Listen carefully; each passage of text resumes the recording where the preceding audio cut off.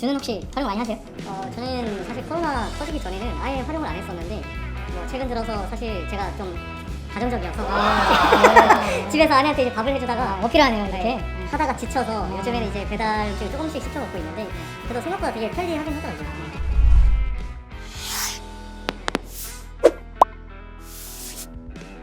월간 이슈 12월로 돌아온 국내운영본부의 피터입니다. 네, 차이나 운영팀의 브렛입니다. 글로벌 운영팀의 준입니다. 와.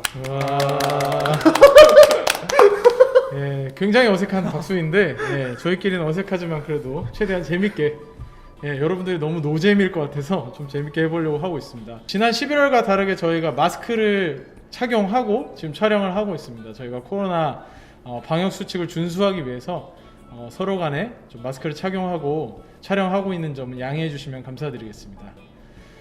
네, 저희가 11월 달에는 전자상거래 시장에 대해서 이야기해 봤습니다. 한국, 중국, 미국에서 각각 어떤 형태들이 벌어지고 있는지, 어떠한 변화가 일어나고 있는지 산업적 관점에서 주요하게 좀 살펴봤는데요. 오늘은 배달 시장에 대해서 좀 살펴보려고 합니다.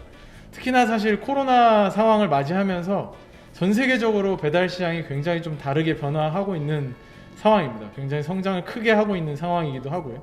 이러한 흐름들이 어떻게 나타나고 있는지 하나씩 좀 살펴보고자 합니다. 우선은 저희가 좀 살펴보기 이전에 각자 좀 배달을 얼마나 활용하고 있는지 한번 이야기해 보면 좋을 것 같은데요. 혹시 브렛은 배달 많이 활용하시나요? 특히 이제 코로나 이후에 뭐 배달량이 거의 뭐 2배가량 늘어난 것 같은데요. 뭐 집사람이랑 뭐 외식을 못 하다 보니까 최근 들어서는 주말에 외식 대신에 온라인으로 시켜 먹고 있습니다. 네. 저는 요즘에 순댓국을 순댓국을 배달해서 먹어요? 네, 요즘 또 겨울이어가지고 순댓국은 그 절대 완제품으로 시키면 안 되거든요. 조리식품으로 반조리 식품으로 시켜 먹으셔야 따끈하게. 굉장히 특이한 배달 음식 중에 굉장히 특이한. 지금부터 좀 각 국가의 산업 현황에 대해서 좀 하나씩 설명을 드리겠습니다.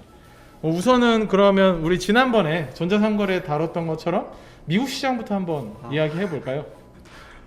왜 항상 미국이 먼저지? 오늘은 좀 지난번이랑 다르게 미국 시장이 가장 개화되지 않은, 어떻게 보면 지금 배달은 좀 시작하는 시기라 네. 어떻게 미국부터 얘기하면 좋을 것 같아요. 네, 어떻게 보면 배달은 사실 한국이랑 중국이 훨씬 더 빨리 개화했던 시장인 것 같고, 미국의 전체 레스토랑 시장이 약 600빌리언 달러 정도 됩니다. 그러니까 하나로 하면 700조 정도 되는데, 그 시장에서 현재 오프 프리마이즈라고 하죠. 그러니까 시킨 곳에서 먹지 않고 이제 그 테이크아웃, 우리나라 말로 이제 테이크아웃 해가거나 아니면 뭐 다른 곳에서 먹는 그 비중이 약 50% 정도라고 하니까요. 그렇게 따지면 이제 한 300조 정도 되는 건데, 거기서 또 배달 시장이 얼만큼 되냐. 최근에 상장한 기업이 있는데 해당 기업을 통해서 숫자를 다시 좀 역산을 해보면 미국의 배달 시장은 약 한 40조에서 50조 정도로 추산이 됩니다. 그렇게 따지면 이제 전체 미국 레스토랑 시장에서 침투율이 약 7에서 8% 정도가 계산이 되거든요. 근데 이게 아마 추후에 들어보실 한국이나 중국 대비해서 좀 아직까지는 낮은 수준으로 좀 보실 수 있을 텐데요. 중국은 어떤지 좀 시장 현황을 말씀해 주시겠어요? 네. 저번에 그 이커머스 시장에서도 얘기했듯이 중국이 의외로 그 온라인 침투율이 상당히 높은 그런 나라입니다. 온라인 침투율은 그때 말씀드린 것처럼 20% 후반 정도 됐는데, 그 O2O 배달, 그러니까 온라인 배달 시장 같은 경우에는 약 13% 정도의 온라인 침투율을 가지고 있습니다. 그래서 그 전체 시장 규모로 말씀드리면, 전체 시장 같은 경우에는 지금 770조 시장이 중국의 외식 시장인데, 그 안에서 한 100조 시장이 이제 온라인 배달 시장이라고 봐주시면 될 것 같습니다. 특히 이번 그 코로나를 계기로 인해서 오히려 이러한 성장률이 조금 더 가속화되고 있는 그런 모습이라고 봐주시면 될 것 같습니다.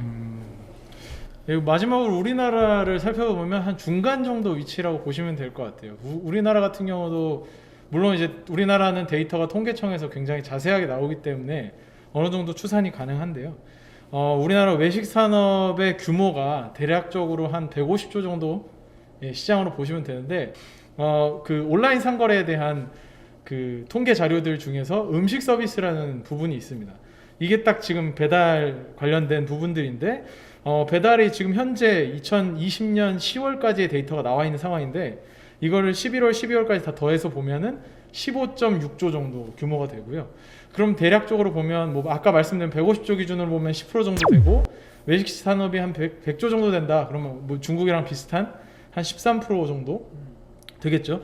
근데 마찬가지로 국내에도 성장률이 너무 높기 때문에 사실 지금은 침투율을 얘기할 수 있지만 올해가 지나고 내년 뭐 이렇게 흘러갔을 때는 침투율이 굉장히 빠르게 성장할 수 있다는 점에서 이 부분은 굉장히 좀 지금 숫자보다는 앞으로의 현상을 좀 더 주목해야 될 것 같다라는 게 국내 시장의 상황이고요. 뭐 들어보니까 대부분 뭐 미국이나 중국이나 한국이나 비슷하게 한 10% 정도 침투율 수준에서 움직이고 있는 것 같습니다. 특히나 코로나 상황 때문에 침투율이 급격하게 올라왔다는 점은 세 국가에서 동일하게 나타나는 현상이라고 보시면 좀 좋을 것 같습니다. 예, 그럼 이제 그 다음 경쟁 상황에 대해서 좀 이야기해 봤으면 좋겠는데요. 경쟁 상황이 미국은 좀 어떤지 이야기해 주시겠어요? 네, 미국 같은 경우에는 앞서 말씀드린 기업이 현재 이제 최근에 올라왔던 그런 보고서들, 그러니까 이제 상장을 한 지가 얼마 안 됐거든요. 그 상장을 준비할 때 내는 보고서가 있는데 그 보고서에 따르면 현재 도어대시가 1등인 기업이고요. 현재 점유율로 따지면 50% 수준이 돼서 거의 미국 시장의 반 정도를 가지고 있는 그런 상황이라고 보시면 되고, 사실 미국 시장을 말하려면 이게 어쩔 수 없이 한국과 연계되어 있는 유럽 기업도 언급을 좀 할 수밖에 없는데, 최근에 미국뿐만 아니라 좀 글로벌하게 트렌드를 보자면 뭐 치킨 5,000원에 드린다, 뭐 아니면 반값 할인 쿠폰 드린다, 이런 식으로 많이들 출혈 경쟁이라고 하죠. 돈을 뿌려가면서 경쟁을 수도 없이 많이 했는데, 최근에 보면 유럽의 모 기업이 미국에 있는 다른 기업을 인수하면서, 그리고 또 다른 미국에 있는 기업이 또 다른 미국 기업을 인수하는 식으로, 그러니까 어떻게 보면 우리가 흔히 이런 것들을 합종 연행이라고 하죠. 하나의 산업군 내에서 여러 기업들이 피 터지게 싸우다가 결국에 조금씩 한두 개 기업으로 이렇게 축약이 되어가는. 그래서 현재 굳이 그런 경쟁 상황을 따져보자면 예전에 비해서는 조금 출혈 경쟁이 조금은 덜한 그런 측면에서 앞서 말씀드린 도어대시가 1등을 점하고 있고, 그 외에 저희가 잘 알고 있는 우버이츠 이런 기업들, 그리고 그 외에 또 여러 기업들이 있는데, 일단 크게는 제가 언급드린 요 두 기업 정도로 말씀을 드릴 수 있을 것 같습니다. 네, 그 중국 상황도 미국이랑 좀 비슷한 것 같아요. 그러니까 그 히스토리를 다시 말씀드려보면은 2013년도부터 이런 오토 온라인 배달이 상당히 좀 많이 그 투자가 되던 시기인데, 이때부터 2014, 15년까지 상당히 많은 출혈 경쟁이 있었습니다. 일례로 뭐 식당에서 가서 먹으면은 32원, 그러니까 한국 돈으로 한 5,000원 하던 메뉴를 뭐 너무 이제 그 보조금 쿠폰을 많이 뿌려준 나머지 집에서 먹으면은 약 1,600원에 네, 배달비 포함. 역시 대륙은 스케일이 다르네요. 네. 할인 스케일. 네, 그러다 보니까 라면 시장이 네. 최초로 그때 역성장을 했어요. 경쟁이 너무 됐다. 할인 때문에. 할인 때문에. 그렇게 되다 보니까 2014, 15년에 상당히 많은 투자가 있었고 상당히 많은 출혈 경쟁이 있었습니다. 그리고 그 이후로 이제 그 미국과 비슷하게 이제 과점화가 되는 그런 추세를 보여줬고, 중국의 1등 그 온라인 플랫폼은 지금 그 시장 점유율이 약 66% 정도 됩니다. 그래서 상당히 많이 과점화가 진행이 되어 있고, 2등인 얼러머 플랫폼 같은 경우는 27% 정도. 그래서 둘이 합치면 거의 90% 넘는 시장 점유율을 가지고 있습니다. 그래서 상당히 많이 과점화가 진행되어 있는 그런 상황으로 보시면 될 것 같습니다. 예, 뭐 국내 상황은 점유율로만 봤을 때나 M&A 관점에서 봤을 때는 미국이랑 중국이랑 비슷하다고도 할 수 있지만, 새로운 경쟁자가 좀 출현한다는 점에서 좀 사실은 지금 합종연행이 이미 좀 어느 정도 됐다라고 말하기는 좀 어려운 상황인 것 같습니다. 우리가 너무나 잘 알고 있는 뭐 배달의 민족 같은 경우에 2등 업체인 요기요와 이제 합병에 대한 이야기가 나왔죠. 뭐 배달의 민족이 유럽의 모 회사에 인수가 되면서 합병하는 것에 대해서 지금 공정거래위원회에서 심사를 거치고 있는 상황인데요. 뭐 비상장이기 때문에 저희가 정확한 데이터들을 알 수는 없지만, 대략적으로 방문객 수를 봤을 때 두 회사를 합치면 거의 뭐 M사, 중국의 M사와 비슷한 정도로 3분의 2 정도의 점유율을 가져가고 있다라고 볼 수 있습니다. 사실 점유율이 상당히 좀 압도적이긴 합니다. 앱 방문자 수로 보면 거의 한 80-90% 정도로 두 회사를 합쳤을 때 그렇게 보여지는데요. 여기서 이제 경쟁자 하나가 크게 나타납니다. 뭐 쿠팡이츠라는 존재인데, 쿠팡이 이 경쟁에 들어오면서 아까 준이 얘기했던 것처럼 또 이제 중국의 케이스처럼 할인 쿠폰을 굉장히 많이 주는 것도 있었지만, 가장 큰 변화는 배달하는 그 라이더의 변화가 크게 나타났습니다. 뭐 기존의 업자들 같은 경우에는 배달을 전문적으로 하는 예, 그러니까 원래부터 그런 배달업에 종사했던 사람들을 이용해서 그 네트워크를 활용했다라면 쿠팡 같은 경우는 지금 쿠팡 배송을 하는 방식이랑 똑같이 쿠팡 플렉스와 비슷한 방식으로 주변에 있는 사람들 누구나 지원을 했을 때 그 물건을 가지고 배달할 수 있게 만드는 공유경제 방식이죠. 그런 방식으로 하고 있으면서 굉장히 빠르게 또 침투를 했고요. 또 한 가지는 이제 배달 시간을 정확하게 알려주는 시스템을 도입을 했거든요. 아마 이제 써보시면서 아시겠지만 배달 시간을 정확하게 아는 게 그 소비자 입장에서 효용이 사실 굉장히 크잖아요. 뭐 1,000원, 2,000원 더 준다고 해도 배달 시간 정확히 알려주는 데를 선호하는 경우도 있고 하다 보니까 그런 점을 좀 잘 파고들어서 점유율이 좀 빠르게 올라오고 있고요.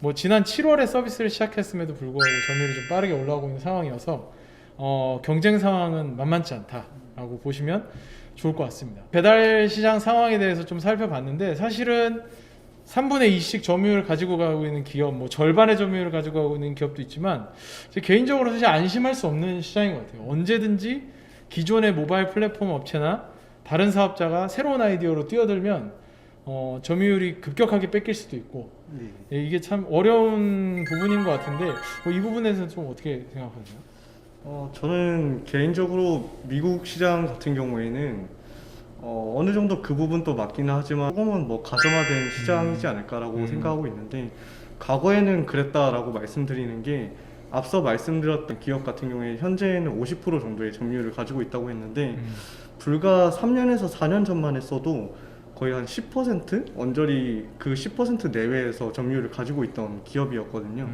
근데 그 기업이 이제 쿠폰이나 이런 것들을 돈을 적절히 잘 활용을 했던 거죠. 그래서 이제 주식하는 사람들 사이에서 와 아름답다라는 그 차트가 나올 정도로 점유율 차트가 이렇게 꾸준히 올라가면서 최근에 50% 정도까지 차올랐고 그리고 앞서 말씀드린 대로 이미 이제 큰 기업들이 그나마 좀 큰 기업들을 다 합병 그러니까 인수를 해버린 그런 사례로 지금 미국이 되어버려서 미국은 이제 어느 정도는 좀 가정화된 사례로 되지 않았나. 다만 이제 정말 큰 기업들이 아예라 모르겠다 이런 식으로 돈을 퍼부어버리면 또 다른 이야기가 되겠지만 현재로서는 일단 그렇다라고 저는 개인적으로 좀 보이기는 합니다. 저는 어느 정도 피터가 말한 이렇게 과점화된 시장 안에서도 잠재적 경쟁이 있다라는 거에 좀 동의를 할 수 있는데요. 비록 이제 아까 말씀드린 메이투안이나 월런머 이 두 개의 시장 점유율을 합치면 90%가 넘지만 어떻게 보면 이거는 이제 배달 시장 만 놓고 봤을 때 이런 거고 신선식품 배달로 갔을 때는 또 다른 얘기가 될 수 있습니다. 신선식품으로 갔을 때는 현재 그 아까 말씀드린 그 외식 배달 시장 같은 경우에는 약 70조 시장인데 신선식품 시장 같은 경우에는 전체 시장이 약 그 840조 시장 정도 되거든요. 그러니까 여기서 그 온라인 그 침투율은 약 100% 정도밖에 되지 않습니다. 그래서 이 시장이 오히려 이런 플랫폼 기업들의 좀 떠오르는 블루오션으로 생각이 되고 있어서 이런 기존에 있던 강자 그러니까 메이투안이나 월러머뿐만이 아니라 다른 뭐 JD나 알리바바 이런 전통 강호들도 뛰어들고 있는 그런 상황입니다. 따라서 뭐 이런 상황 속에서 어떻게 좀 점유율을 지키느냐 그리고 또 어떻게 성공적으로 이 새로운 블루오션에 좀 진출을 하느냐 이러한 것들이 좀 중국의 향후 관전 포인트가 될 것 같습니다. 근데 뭐 사실 또 중국을 들어보니까 미국도 현재 상황은 뭐 그렇게 크게 다르진 않은 것 같습니다. 그 배달 음식이라는 그 차원에서는 아까 말씀드린 그 정도 상황으로 정리할 수 있지만 최근에 뭐 아직 상장하지 않은 기업 중에서 인스타카트라고 그러한 기업들도 이제 마트랑 연결해서 신선식품을 배달을 해준다거나 그리고 이런 애들이 하다가 보니까 기존 배달 업체들은 이미 자기들이 배달을 할 수 있는데 신선식품을 못 할 게 뭐냐 그래서 카테고리를 좀 같이 확장하고 있는 그래서 이 분야에 대해서는 또 다른 측면으로 저희가 바라볼 필요는 있을 것 같습니다. 예, 뭐 국내 시장도 아까 자세히 설명드린 것처럼 경쟁 상황이 녹록지는 않은 상황인데요. 저희가 이렇게 경쟁 상황에 대해서 좀 디테일하게 하나씩 설명을 드린 거는 산업을 볼 때도 경쟁의 변화가 굉장히 중요하기 때문입니다. 뭐 산업이 그냥 커진다고 거기 있는 거 그냥 아무렇지 않게 선택을 한다고 해도 말한 것처럼 옆에 있는 산업으로 인해서 경쟁 상황이 완전히 달라질 수도 있고 혹은 뭐 합종 연행이 일어나서 실제로 주도권을 가져갈 수도 있고 이런 부분들이 사실 기업마다 굉장히 다른 위치에 처해 있기 때문에 그 경쟁 상황에 대한 고민을 좀 더 가깝게 좀 더 치열하게 해보는 게 굉장히 중요한 부분이어서 저희가 고민을 어떻게 하고 있는지 좀 더 보여드리고자 이렇게 경쟁 상황에 대해서 좀 말씀을 드렸습니다. 한 중 미의 배달 시장에 대해서 살펴보면서 저희가 산업과 경쟁에 대해서 어떻게 살펴봐야 되는지 좀 자세하게 설명을 드렸습니다. 저희가 초반에 좀 재밌게 해보려고 배달에 대해서도 이야기했는데 여러분들이 재밌게 보셨는지 잘 모르겠습니다. 다음번에 월간 이슈 1월 때에는 조금 더 재밌는 컨텐츠로 뭐 기회가 된다면 시리즈로 또 나오게 될 수도 있지만 좀 재밌는 컨텐츠가 있다면 또 그때 준비할 수 있도록 하겠습니다. 오늘 시간을 마치도록 하겠습니다. 감사합니다.